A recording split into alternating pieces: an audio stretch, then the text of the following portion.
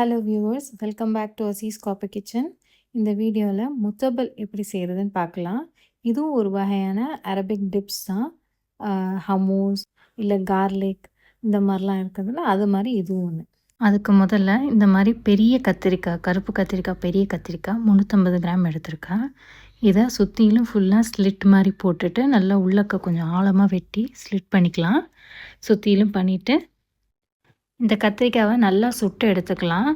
இது மேல் தோல் கருகிற அளவுக்கு சுட்டு உள்ளக்கையும் வெந்திருக்கணும். அந்தளவுக்கு இதை சுட்டு எடுத்துக்கலாம். இதை கேஸ் ஸ்டவ்லேயோ இல்லை கறி அடுப்புலேயோ எதில் வேணாலும் சுட்டு எடுத்துக்கலாம். இல்லை ஓவனில் கூட ப்ராயில் பண்ணி எடுக்கலாம்.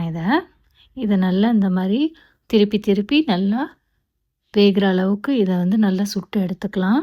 அப்போ அந்த இதில் ஸ்மோக்கி ஃப்ளேவரும் அதில் இருக்கும். அதுவும் நல்லாயிருக்கும்.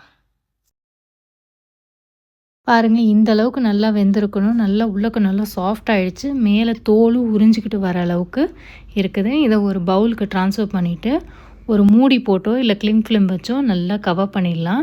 ஸோ அந்த சூடாக அந்த ஆவிலேயே இன்னும் கொஞ்சம் நேரம் இது வேகட்டும். ஒரு 5 மினிட்ஸ்க்கு அப்புறமா அதை ரிமூவ் பண்ணிவிட்டு இதை தனியாக எடுத்து நம்ம தோலெல்லாம் பிரித்து எடுத்துடலாம். தோல் ஈஸியாக வந்துடும். ஆனால் கொஞ்சம் சூடாகவே இருக்கும். பார்த்து கொஞ்சம் கொஞ்சமாக அந்த தோலை மட்டும் உரித்து எடுத்துடலாம்.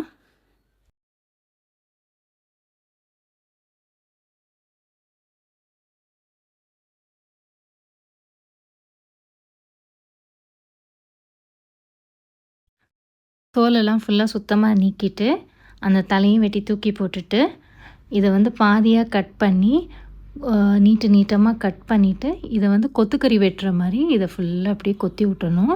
இது எப்படின்னா பேஸ்ட் ஆகக்கூடாது. ஆனால் சின்ன சின்ன கோர்ஸான பேஸ்ட்டாக இருக்கணும். இது நல்ல பேஸ்ட் ஆகிடக்கூடாது, கோர்ஸாக இருக்கணும். இந்த மாதிரி நல்லா கொத்தி விட்டுருங்க. கொத்தி விட்டால் இது பேஸ்ட்டாகவும் இருக்கும், அதே சமயம் கொஞ்சம் கொஞ்சம் கட்டியாகவும் இருக்கும். இந்த மாதிரி ஸ்டேஜில் இது ஒரு பவுலுக்கு ட்ரான்ஸ்ஃபர் பண்ணிக்கலாம். இது கூட மற்ற இன்க்ரீடியன்ட்லாம் சேர்த்துடலாம். கெட்டியான தயிர் 60 gram, tahini paste 1/4 cup, olive oil 30 ml, lemon juice 30 ml, பொடியாக நறுக்கின பூண்டு 1 டீஸ்பூன், ஜீரகப்பொடி 1 டீஸ்பூன், உப்பு தேவையான அளவு, பெப்பர் தேவையான அளவு. இந்த ரெசிபிக்கு பெப்பர் கொஞ்சம் சட்டிலாக தான் இருக்கணும், ரொம்ப தூக்கலாக இருக்கக்கூடாது.